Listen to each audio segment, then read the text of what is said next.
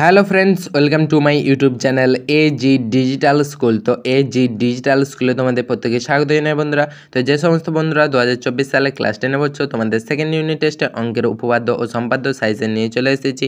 তো দেখে নাও, প্রথম উপপাদ্য কি বলছে দেখো। উপপাদ্য নাম্বার 41, বৃত্তের বহিস্থ কোনো বিন্দু থেকে যে দুটি স্পর্শক অঙ্কন করা যায় তাদের স্পর্শবিন্দু দুটির সঙ্গে বহিস্থ বিন্দু সংযোজক সরলরেখাংশ দুটির দৈর্ঘ্য সমান এবং তারা কেন্দ্রে সমান কোণ উৎপন্ন করে। এটা তোমরা পেয়ে যাবে 211 নম্বর পেজে। এবার দ্বিতীয় উপপাদ্য কি বলছে দেখো। উপপাদ্য নাম্বার 48, যে কোনো সমকোণী ত্রিভুজের সমকৌণিক বিন্দু থেকে অতিভুজের উপর লম্ব অঙ্কন করলে ওই লম্বের উভয় পার্শ্বস্থিত ত্রিভুজদ্বয় সদৃশ এবং ওই ত্রিভুজগুলির প্রত্যেকে মূল ত্রিভুজের সঙ্গে সদৃশ। এটা তোমরা পেয়ে যাবে 255 নম্বর পেজে।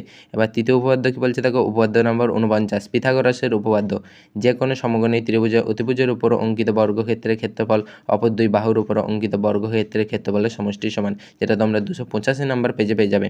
তো বন্ধুরা, তোমরা এই তিনটি উপপাদ্য খুব ভালো করে প্র্যাকটিস করে যাবে। এছাড়াও দুটি এক্সট্রা সাজেশন আমি বলে দিচ্ছি, সেই উপপাদ্যগুলোও তোমরা ভালো করে প্র্যাকটিস করে যাবে। 4 নম্বরে দেখে নেবে উপপাদ্য নাম্বার 40, বৃত্তের কোনো বিন্দুতে স্পর্শক ওই স্পর্শবিন্দুগামী ব্যাসার্ধ পরস্পর লম্বভাবে অবস্থিত। এটা তোমরা 208 নম্বর পেজে পেয়ে যাবে। 5 নম্বরে দেখে যাবে উপপাদ্য নাম্বার 42, যদি দুটি বৃত্ত পরস্পরকে স্পর্শ করে তাহলে স্পর্শবিন্দুটি কেন্দ্র দুটি সংযোজক সরলরেখাংশের উপর অবস্থিত হবে। যেটা তোমরা 215 নম্বর পেজে পেয়ে যাবে। এবার চলে এসো সম্পাদ্য সাজেশনে। সম্পাদ্যের জন্য তোমরা প্রথমে দেখে নেবে 176 নম্বর পেজে একের দাগে যে পরপর 6টা অঙ্ক আছে, এই 6টাই ভালো করে প্র্যাকটিস করে যাবে। দ্বিতীয়তে তোমরা দেখে নেবে 178 নম্বর পেজে একের দাগে যে পরপর 8টি অঙ্ক আছে, এই 8টি তোমরা ভালো করে প্র্যাকটিস করে যাবে। এরপর তোমরা দেখে যাবে 232 নম্বর পেজে যে পরপর 4টি অঙ্ক আছে, 1, 2, 3, 4, এই 4টে অঙ্ক ভালো করে প্র্যাকটিস করে গেলে এর মধ্যে থেকে তোমরা সম্পাদ্য কমন পেয়ে যাবে। তো তোমরা এই উপপাদ্য এবং সম্পাদ্যগুলো ভালো করে প্র্যাকটিস করে যাবে। এর মধ্যে থেকে তোমরা সেকেন্ড ইউনিট টেস্ট পরীক্ষায় সম্পাদ্য এবং উপপাদ্য কমন পেয়ে যাবে।